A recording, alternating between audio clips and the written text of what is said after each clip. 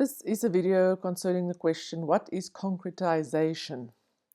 So concretization is that final step in the interpretation process. So you will remember we started right in the beginning of this book with how do you create legislation, how it can be amended or repealed, and then we went on to say, okay, how do we actually interpret it with the theories, and then it goes through the process, and then now we're at the final stage of the interpretation process. And this is where the legislation actually becomes applicable, where it's actually realized, we say.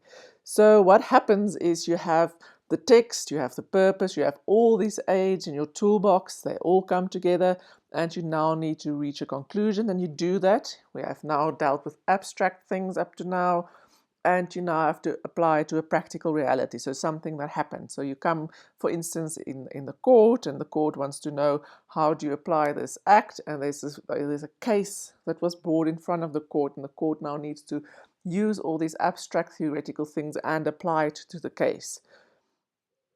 Okay, so what the court will do, normally I'm speaking about the court, but it also happens in other instances. So you will study the text, you apply the presumptions, you apply all the aids, you apply all the principles, you put this text in context, and you come to some sort of correct solution. As I said before, there's no final answer.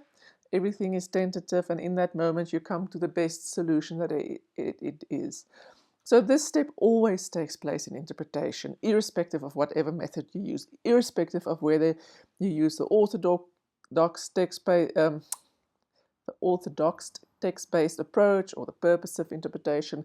This step always takes place.